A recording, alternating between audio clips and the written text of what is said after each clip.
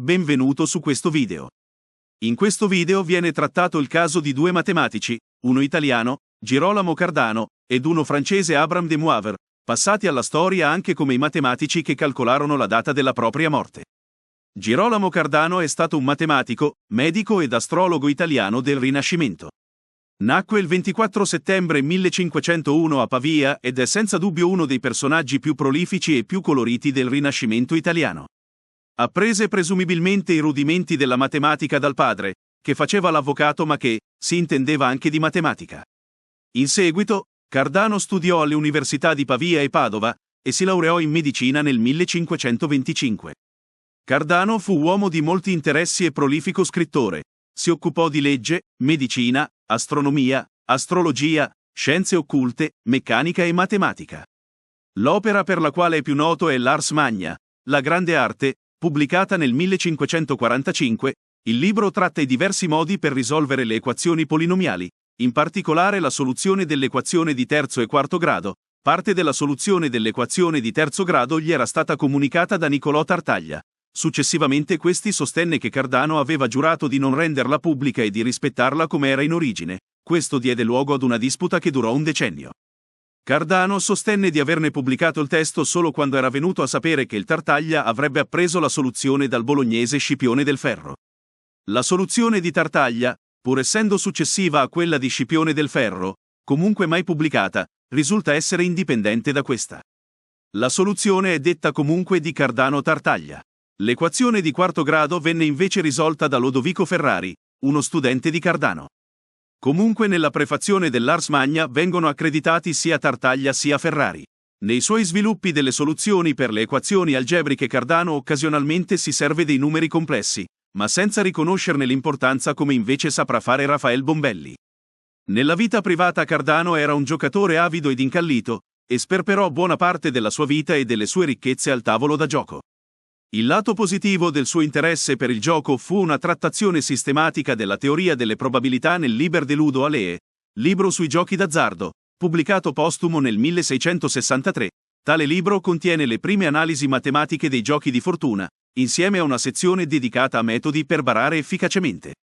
In particolare, Cardano formulò il concetto fondamentale per cui la soluzione di un problema di probabilità passa per l'identificazione dello spazio campionario, cioè dell'insieme di tutti i casi possibili. È riconosciuto come il fondatore principale della teoria delle probabilità, scopritore del coefficiente binomiale e del teorema binomiale. Oltre al suo lavoro in matematica, Cardano esercitava il lavoro di medico con grande fama. Le sue opere mediche erano ampiamente lette nell'Europa dei suoi tempi. A lui si deve anche la parziale invenzione della serratura a combinazione, della sospensione cardanica, che permette il moto libero, ad esempio, delle bussole nautiche ed è alla base del funzionamento del giroscopio e della riscoperta del giunto cardanico. Cardano scrisse 2 enciclopedie di scienze naturali. La vita di Cardano fu funestata da diverse tragedie. La più grande fu quella del figlio Giovanni Battista, che avvelenò la moglie e per questo fu condannato alla decapitazione. Cardano fu anche imprigionato per eresia, per aver fatto l'oroscopo di Gesù Cristo, scritto l'encomio di Nerone, ritenuto dalla Chiesa uno dei più grandi persecutori dei cristiani e per avere frequentato, anche se con molta discrezione, ambienti protestanti.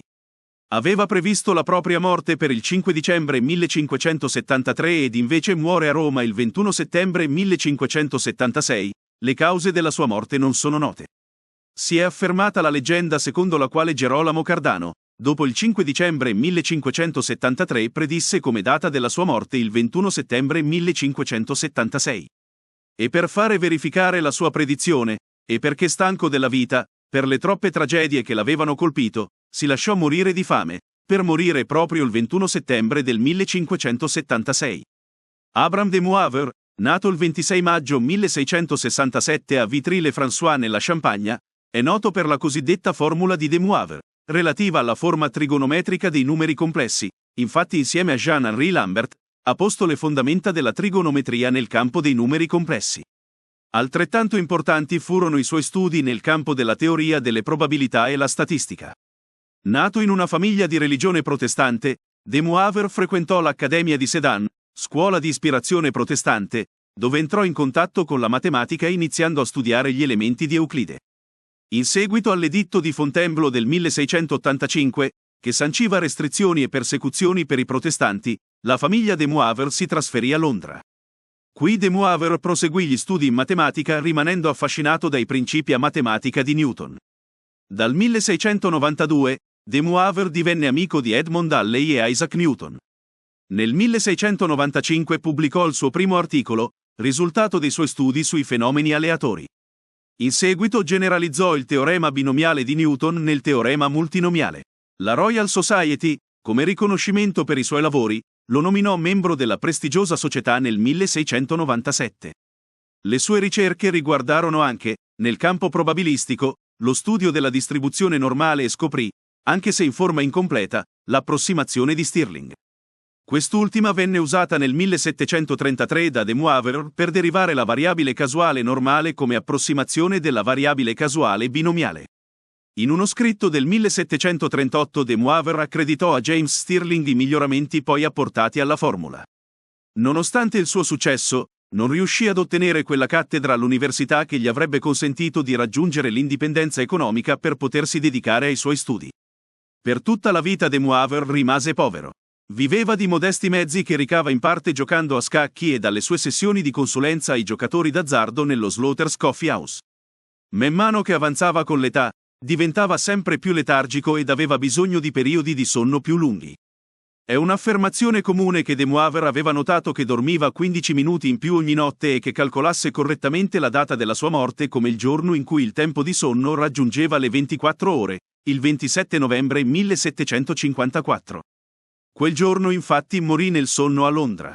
L'affermazione di aver predetto la propria morte, tuttavia, è stata contestata in quanto non documentata da nessuna parte al momento del suo verificarsi, nessuno dei biografi di de Moivre che lo conoscevano personalmente ne hanno fatto cenno.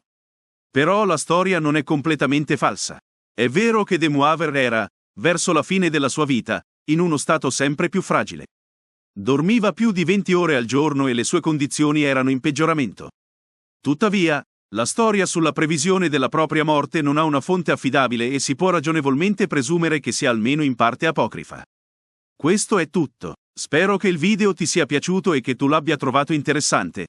In questo caso lascia un like e se non sei iscritto, iscriviti al canale, a te non costa nulla, ma per me è un aiuto per continuare e migliorare i contenuti del canale.